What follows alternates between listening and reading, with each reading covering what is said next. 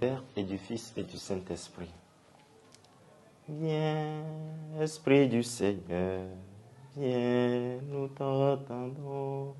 Alléluia, mets la joie dans nos cœurs. Par le Christ, Alléluia.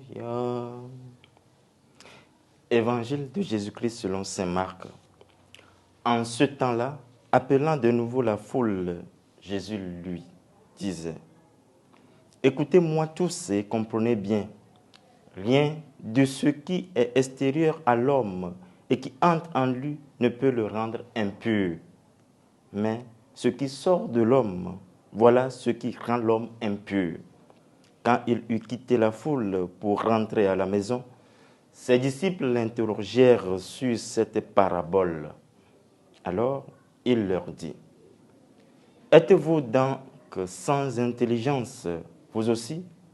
Ne comprenez-vous pas que tout ce qui entre dans l'homme, en venant du dehors, ne peut pas le rendre impur, parce que cela n'entre pas dans son cœur, mais dans son ventre pour être éliminé? C'est ainsi que Jésus déclarait purs tous les aliments. Il leur dit encore: ce qui sort de l'homme, c'est cela qui rend l'homme impur, car c'est du dedans, du cœur de l'homme, que sortent les pensées perverses, inconduite, vol, meurtre, adultère, cupidité, méchanceté, fraude, débauche, envie, diffamation, orgueil et démesure. Tout ce mal vient du dedans et rend l'homme impur. Acclamons la parole de Dieu. Louange à toi, Seigneur Jésus. Nous sommes au mardi 8 février, 5e semaine du temps ordinaire, année A. L'évangile de ce jour est une suite logique de l'enseignement de Jésus sur l'essentiel de la vie chrétienne ou de la foi, qui ne se cantonne pas sur le ritualisme, les interdictions et les préceptes humains, nommément dans l'évangile le rite de purification précédant le repas.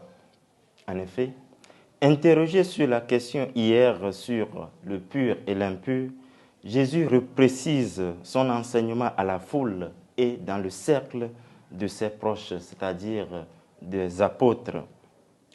À 2 ou bien voire même à 3 reprises, il confirme que l'extérieur n'est pas passible d'impureté, mais plutôt que c'est du tréfonds du cœur que naissent nos inclinations au mal. Entre autres, inconduite, vol, meurtre, adultère, cupidité, méchanceté, envie, diffamation.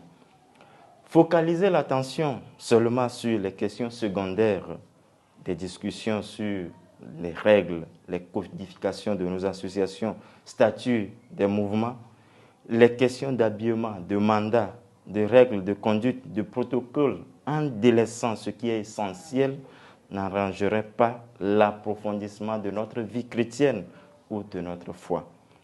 La foi solide dépasse les frontières des coutumes, usages, règles et convenances sociales qui ont servi de pédagogue ou de guide pour le novice ou le débutant. Le Christ nous amène vers la foi adulte, c'est-à-dire une foi qui se penche sur le cœur.